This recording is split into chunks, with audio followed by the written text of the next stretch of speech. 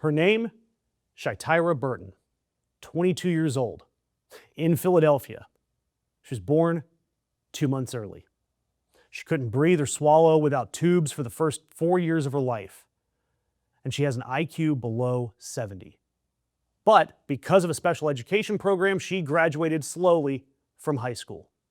She tried to go to community college. She couldn't keep up, but man, just trying was an achievement. She tried to work at McDonald's, but she couldn't be hired. And after medical evaluations and psychological evaluations and a hearing in front of a judge, the U.S. government determined that Shy'tyra qualifies for a program of Supplemental Security Income. It's a program that gives her just $994 a month. That's it. And she lives at home with her father, Rondell, and he is a sanitation worker for the city of Philadelphia.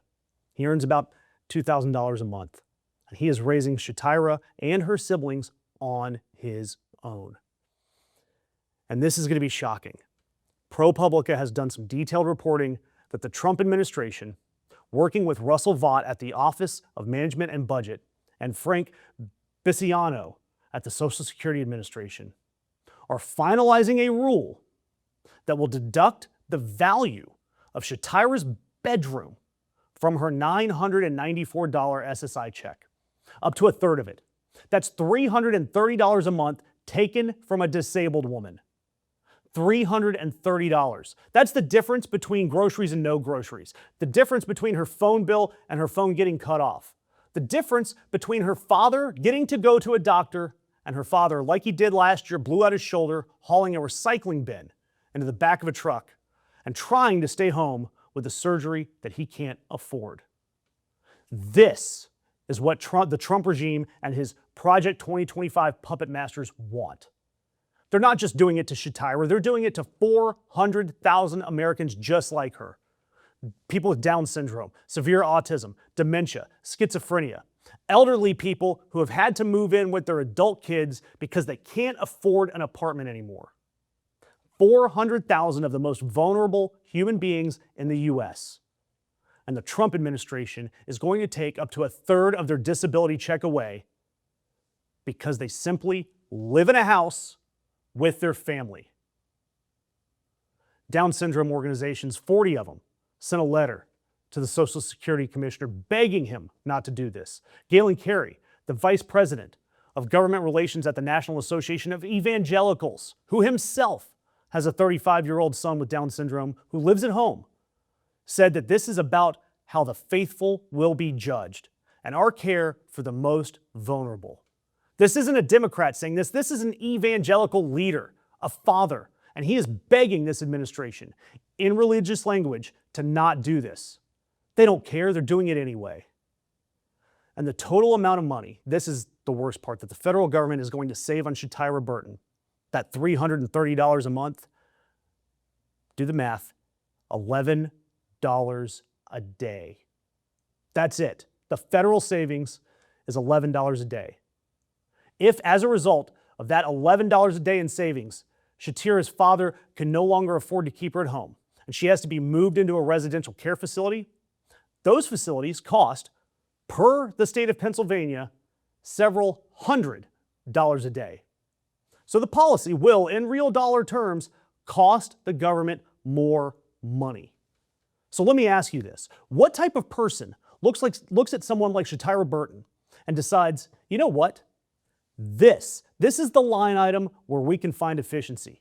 This is where we can cross a red line through and save a couple of bucks. There is a 22-year-old woman in Philadelphia whose father drives a garbage truck, and we've decided that her bedroom is the problem. Who does that bedroom belong to? Who does that $330 belong to? Out of whose $994 gets cut? That's where the squeeze is coming from.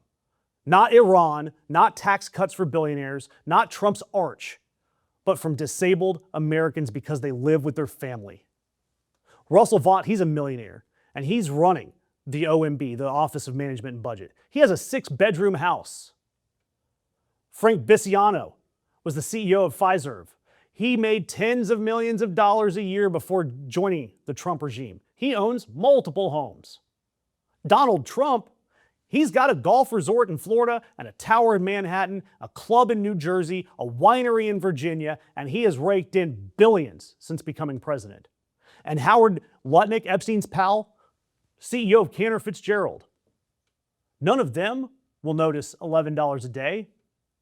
But people like Shy'tyra, they will. Because this is what cruelty without limit looks like. And it comes with no real logic, and they are doing it anyway. Because somebody at this White House decided that the disabled child of a sanitation worker in Philly is the line item where they can save $11 a day. And when ProPublica asked the communications director at the OMB, Rachel Colley, for comment, her response was that the story was, quote, trash, end quote. That is her response. Trash. She didn't say that there was something in the story that was inaccurate. She didn't dispute a single fact. She just said that the story was trash. A story about taking $300 from a disabled 22-year-old woman who absorbs money stress in her body, according to her father. There aren't strong enough words here. There just aren't.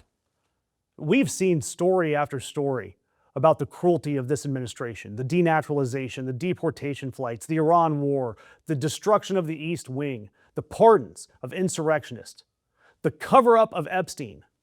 And none of that makes me as angry as this. Because there is no political ideology in this. There's no foreign policy in this. There's no constitutional question. There is just the deliberate, calculated, premeditated decisions of cruelty by men who own more houses than they can count, so that they can take $300 a month out of the pocket of a young woman who has an IQ below 70. They didn't have to do this. Nobody asked them to do this. Nobody benefits from it, and yet they still did it because they wanted to. Her name is Shy'tyra Burton. She's 22 years old, living in Philadelphia with her father, Rondell. And how did we let Trump's goons do this to children with Down syndrome so they could save $11 a day? And you don't see this in the mainstream media. It took ProPublica doing a full investigation to get this story out there. And independent media like us, we depend on you. We depend on your support. And the best way, the easiest way you can support us is leave us a comment, hit the subscribe button, interact with us, because that is what signals the algorithm that you want to see more stories like this.